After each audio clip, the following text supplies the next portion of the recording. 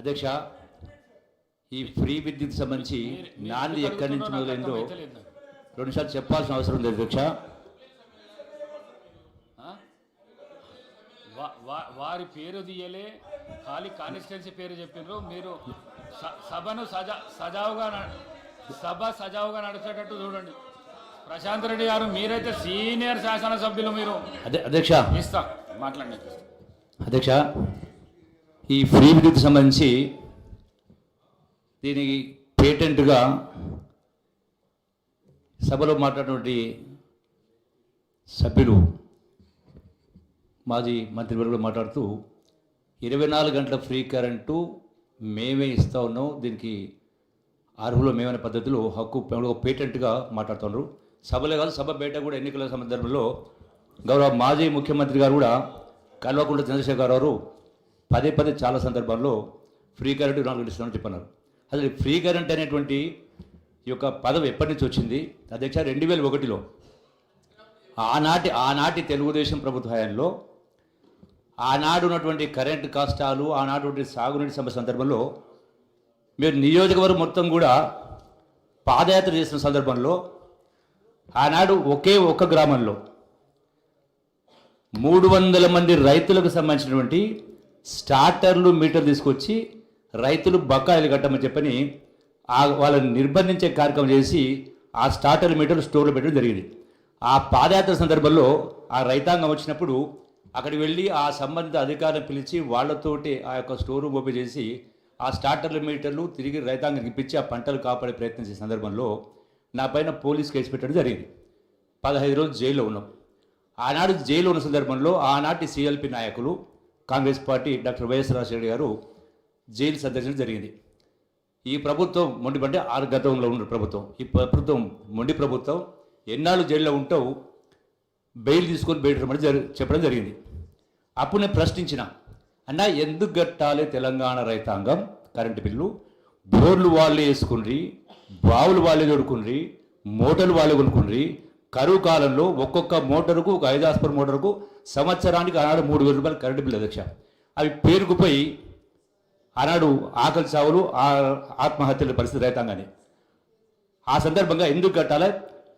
ప్రభుత్వ ఖజానా నుంచి నాగార్జున సాగర్ శ్రీశైలం ప్రాజెక్టు కట్టించి ఆంధ్ర రైతాంగానికి ఫ్రీగా నీళ్ళు ఇస్తున్నారు కదా, మరి తెలంగాణ రైతాంగానికి ఫ్రీ కరెంట్ ఇవ్వచ్చు కదా అని అడిగిన, ప్రశ్నించిన. అన్నాడు కరెక్టే నువ్వు అన్నది, మన ప్రభుత్వం వచ్చిన తర్వాత రైతాంగానికి ఫ్రీ కరెంట్ ఇద్దాం కానీ నువ్వు బెయిల్ తీసుకొని బయటికి రా అన్నాడు. సంతోషమన్నా, మన కాంగ్రెస్ ప్రభుత్వం రావాలి, మీరు ముఖ్యమంత్రి కావాలి, ఫ్రీ కరెంట్ కావాలి.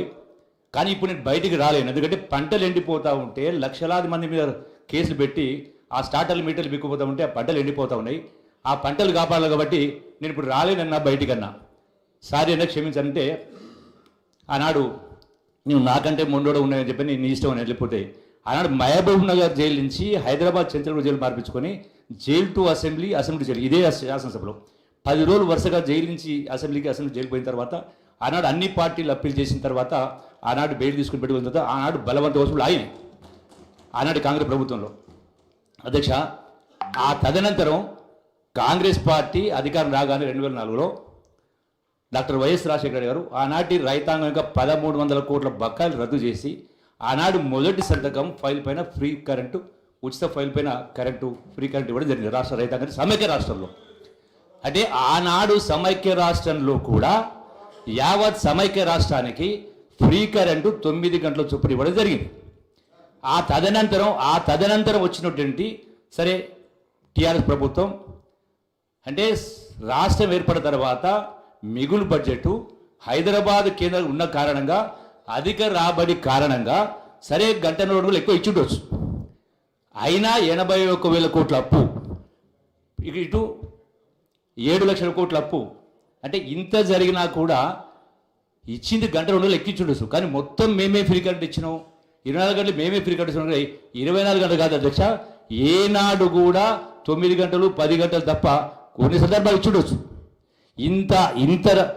ఇంత ఆదాయం ఉన్నా, ఇంత జరిగినా కూడా అధ్యక్ష గడిచిన 10 సంవత్సరాలు కూడా రైతులు కరెంటు షాకులు కొట్టి 100,000 మంది 1,000 మంది చనిపోయారు.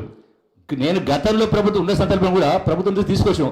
కనీసం వాళ్ళకి ఎక్స్ప్రెస్ ఇవ్వండి 5 లక్షల పరీక్షని చెప్పిన తర్వాత కూడా ఈనాటి కూడా ఒక్కరికి కూడా 1000 కోట్ల రూపాయలు బకాలున్నాయి. 1000 కోట్ల రూపాయలు బకాలున్నాయి. గొప్పలు చెప్పుకుంటా ఉన్నారు అధ్యక్ష. అందుకని ఇప్పుడు మా మధ్యగా విజ్ఞప్తి చేస్తా ఉన్నాం, అటువంటి రైతాంగానికి కూడా వాళ్ళకు ఆర్థిక సహాయం ఎక్స్ప్రెస్ ఇచ్చి వాళ్ళని ఆదుకునే కార్యక్రమం చేయాలా. ఈ పేటెంట్ అనేది టీఆర్ఎస్ ప్రభుత్వం కాదు, కాంగ్రెస్ ప్రభుత్వం నుంచే ఈ ఫ్రీ కరెంట్ మొదలైన చెప్పి మీ ద్వారా సభకు రాష్ట్ర ప్రజలకు విజ్ఞప్తి చేస్తాం అధ్యక్ష. Discussion is over. Reply to the discussion by Deputy CM Mallu Batti Vikramarka.